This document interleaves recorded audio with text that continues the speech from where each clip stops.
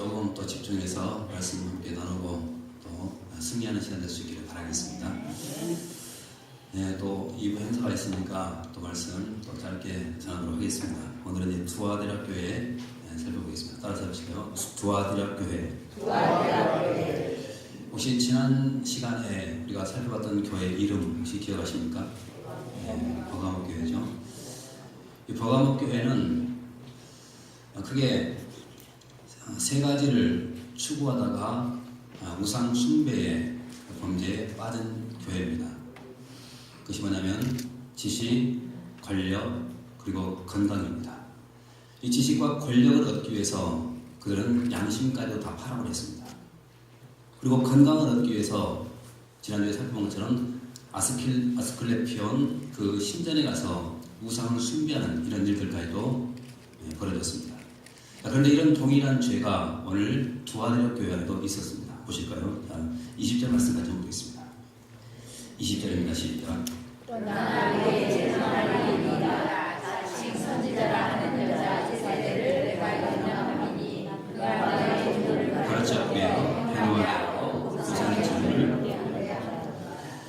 지금 20절 말씀을 보니까 지금 두아디락 교회 안에도 바로 이 우상 숭배하는 이런 죄가 있었습니다.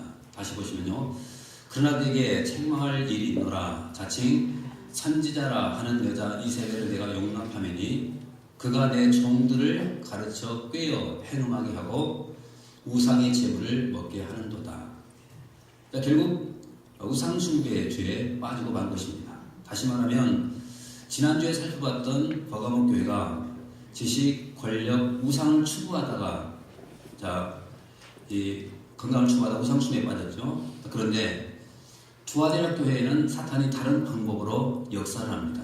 그것이 뭐냐면 물질적인 풍요입니다. 이 물질적인 풍요로 역사에서 결국 이 두아디락 교회 성도들 하여금 우상숭배에 빠지게 만들었던 것입니다. 여러분, 당시 이 두아디라는 버가모에서 동쪽으로 약 64km 떨어진 작은 도시입니다. 그런데 상당히 부유한 도시예요. 왜 그런가 하면 이 도시에는 직조, 도자기, 가죽, 그리고 또 이런 것들이 상당히 유명했습니다. 그리고 더 유명한 것이 뭐냐면 옷감 장사입니다. 그래서 우리가 사도행전을 읽어보면 유명한 옷감 장사가 나오죠. 누굽니까? 루디아가 나옵니다. 루디아. 바로 이 유명한 사업가입니다. 루디아가. 그런데 그들은 그렇게 열심히 장사를 하고 돈을 벌어서 하나님의 일에도 열심을 냈던 것입니다. 오늘 말씀 다시 한번 보십시오. 19절 같이 한번 보겠습니다. 19절입니다. 시작. 내가 내 사업과 사랑과 믿음과 성실과 인내를 하니 네, 나중 행위가. 예. 자, 지금 19절 말씀을 보시면요. 내가 내 무엇을 한다고요? 사업을 한다. 자, 여기서 여러분 이 사업을 우리가 흔히 알고 있는 비즈니스라고 생각하시면 되고 안 되고 이것은 하나님의 사업을 말합니다. 하나님의 사업. 자, 그래서 하나님이 그것을 알고 있다고 말씀하고 있죠. 자, 내가 내 사업, 하나님의 일에 대한 사업, 내 사랑, 믿음, 섬김, 인내를 내가 알고 있다. 자, 지금 이 두아디락 교회는 상당히 좋은 점이 있죠. 뭐가 있었습니까? 하나님의 일을 열심히 했습니다. 그리고 사랑도 있었습니다. 믿음도 있었습니다. 섬김도 있었고 인내도 있었습니다. 그리고 주님께서는 그 모든 사실을 이미 다 보고 계셨고 알고 계셨습니다. 자, 그럼에도 불구하고 이렇게 좋았던 교회가 결국 이제 죽은 교회가 되고 말았습니다. 자, 그럼 왜 죽은 교회가 되고 말았을까? 오늘 그 이유를 쭉 살펴보고 함께 은혜를 나누겠는데요. 근데 첫 번째는 이 두아디락 교회의 실수입니다. 실수. 세 가지 실수를 보겠습니다. 자, 어떤 실수를 보면가 잠깐 보겠습니다. 먼저 20절 말씀 다시 한번 보겠습니다. 20절입니다. 자, 시작. 그러나 나에게 책망하리이다. 자칭 선지자라 하는 여자 제사들을 이것이 첫 번째 실수입니다. 어떤 실수입니까? 자, 그러나 내게 책망할 일이 있노라. 지금 책망하고 있죠. 이들의 실수에 대해서. 근데 뭘 실수했냐면 자칭 선지자라 하는 여자 이세벨을 내가 용납한 것이다. 이세벨을 용납한 것입니다. 여러분, 그런데 우리가 이세벨 그러면 생각나는 것이 있죠. 예, 맞죠? 아합 왕의 부인이 이세벨입니다. 여러분, 그런데 이 이세벨이, 아합왕이 부인했던 이세벨이 얼마나 악합니까? 모든 사람들로 하여금 우상 숭배하게 만들고 하나님의 선자들을 핍박했던 사람이 바로 이세벨입니다. 근데 똑같은 이름을 가지고 지금 등장하고 있는데, 이 두아디라 교회 안에 있던 이 이세벨도 구약에 나타난 그 이세벨과 똑같습니다. 당시 두아디라 교회 성도들로 하여금 우상 숭배의 죄에 빠지게 만들었던 것입니다. 그런데 이 이세벨은 하나님이 세우신 종이 아니라고 말하죠. 자, 뭐라고 말합니까? 다시 한번 보십시오. 그러나 네게 책망할 일이 있노라. 자칭 선지자라는 여자 이세벨을 네가 용납했다. 여러분, 자칭이라는 단어가 들어있죠. 그래서 이세벨은 하나님이 세우신 종이 아니라는 거예요. 자기 스스로 자칭 선지자라고 하면서 지금 많은 하나님 백성들을 미혹하고 있고 우상숭배에 빠지게 만들었던 것입니다. 근데 문제는 두아디라 교회 성도들이 그것을 용납했다는 거예요. 그래서 주님께로부터 지금 이것을 책망받고 있는 것입니다. 두 번째는요, 자, 22절 말씀 같이 한번 보겠습니다. 22절 같이 한번 읽어보겠습니다. 자, 22절 시작.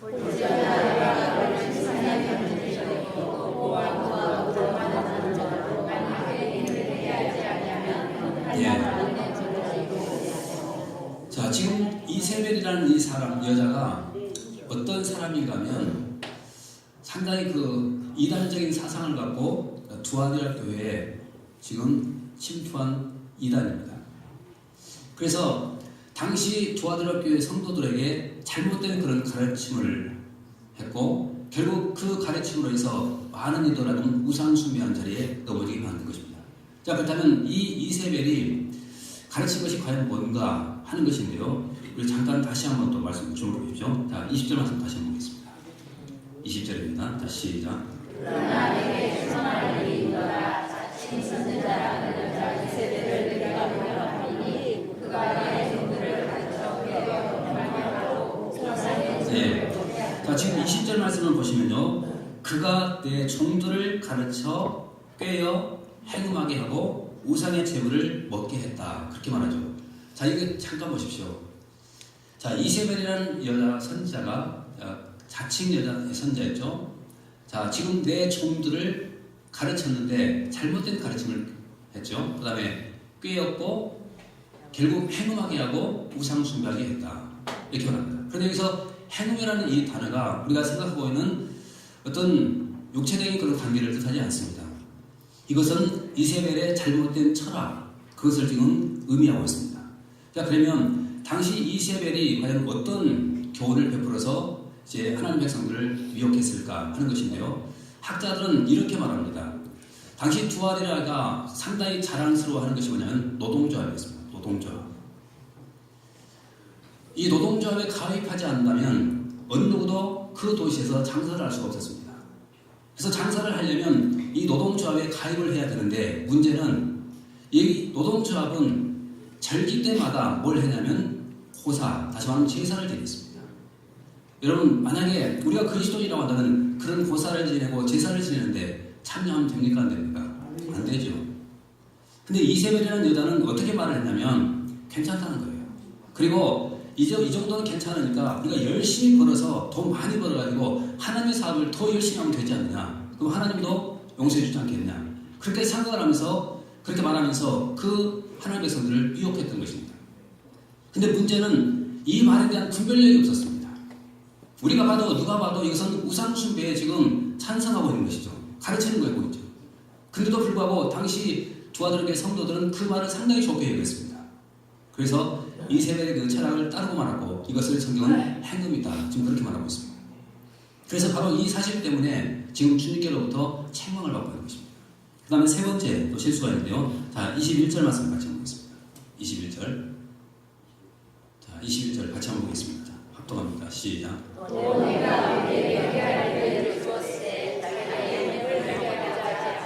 자, 세 번째 실수가 뭐냐면요.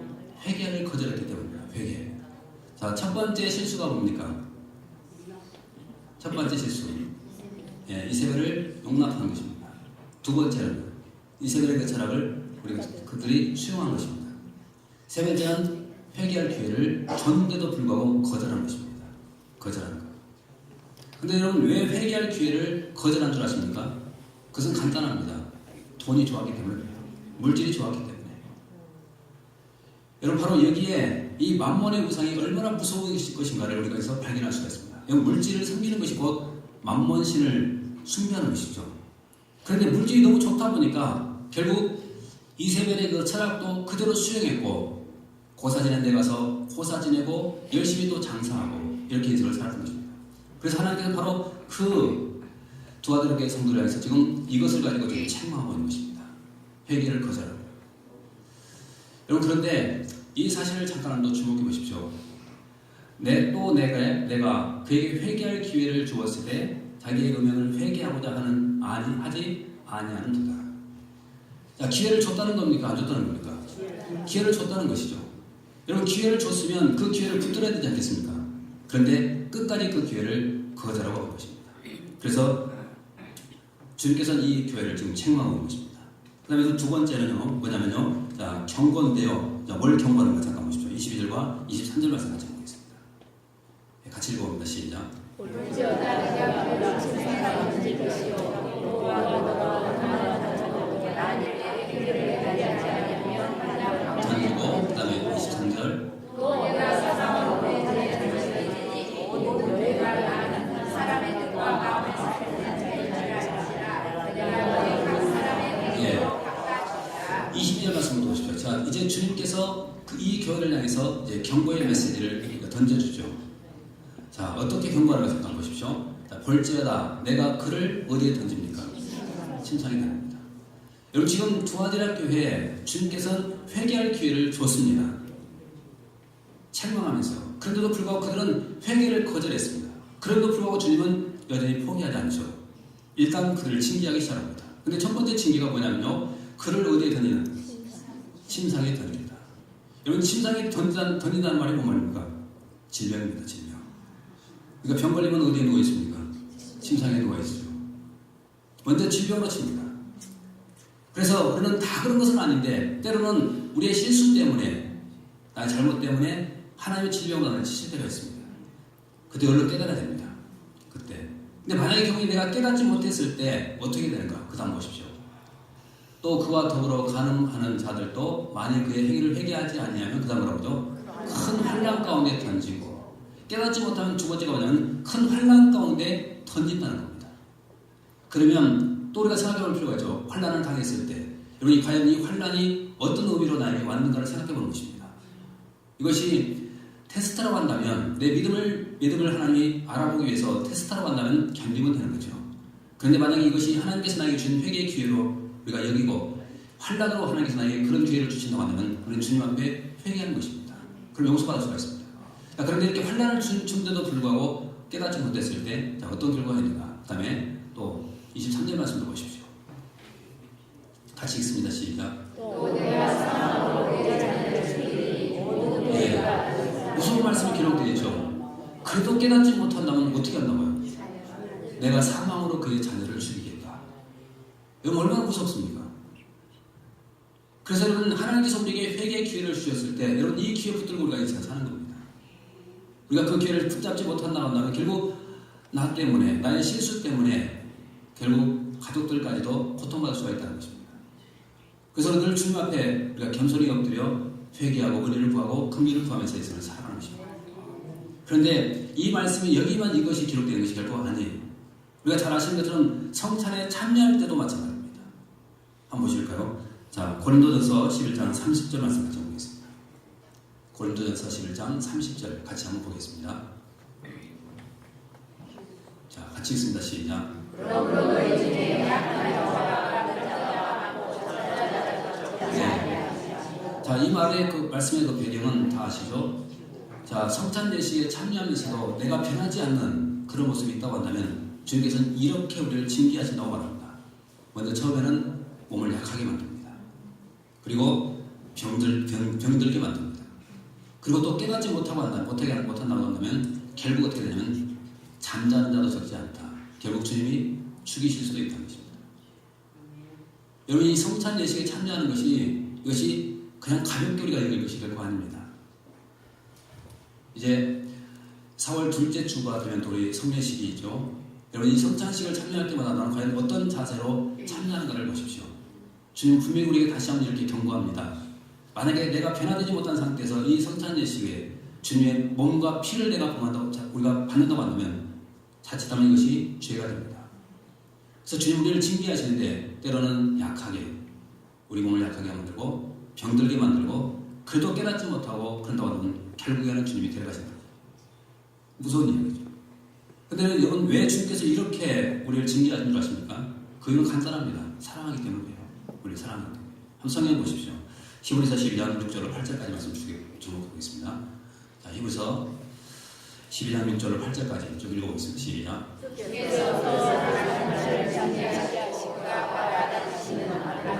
예. 자, 하나님 우리에게 징계의 채찍을 드신 이유가 뭡니까? 사랑하시기 때문이라고 말하죠. 보십시오. 주께서 그 사랑하시는 자를 징계하시고 그가 받아들이시는 아들마다 징계하십니다. 우리가 아들이고 하나님의 사랑을 받는 그런 존재이기 때문에 하나님이 징계하십니다. 그 다음에 또 7절 말씀도 보십시오. 7절입니다. 자, 시작. 너를 대우하시나니 어찌가 아버지가 징계하지 않는 아들인데 하나님 우리를 누구처럼 대우한다고요? 아들처럼 대우한다고. 여러분 이 징계는 그래서 결코 나쁜 것이 아닙니다. 하나님이 우리를 아들처럼 대우하시기 때문에 징계하신다 그렇게 말합니다. 또 8절도 읽어보겠습니다. 8절입니다. 시작. 징계는 다 받는 것처럼 너희에게 없으면 사생자요 친아들이라. 그렇죠. 징계가 없으면 너희는 사생자요 친아들이 아니니라. 자, 그러면 생각해 보십시오. 우리가 인생을 살아가면서 받은 모든 징계, 이것은 하나님 나를 미워해서 내리신 것이 아니라 나를 사랑하시기 때문에 이런 징계를 내리시는 것입니다. 그러면 이 징계받을 때 우리가 얼른 깨닫는 것이죠. 아, 하나님 나를 사랑하시는구나. 그리고 이 징계의 원인이 무엇인가 깨닫고 얼른 돌아서면 하나님께서 우리에게 더 큰 은혜를 부어주시고 놀라운 복을 베풀어 주시는 것입니다. 그래서 주님께서는 이렇게 우리에게 경고하고 있는 것입니다. 빨리 깨달으라. 그 다음에 마지막 세 번째입니다. 마지막 세 번째는 이제 약속입니다. 이 두 가지 학교에 대한 약속, 과연 무엇인가 한번 보게 되면요. 자, 27절 말씀 같이 한번 보겠습니다. 두 가지 약속하는데요. 자, 시작.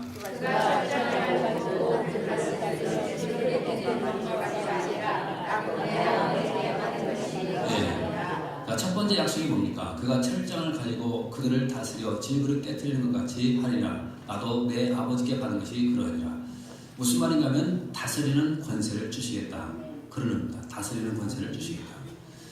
여러분 세상의 권력은 어마어마한 것 같습니까? 아니죠. 시시합니다.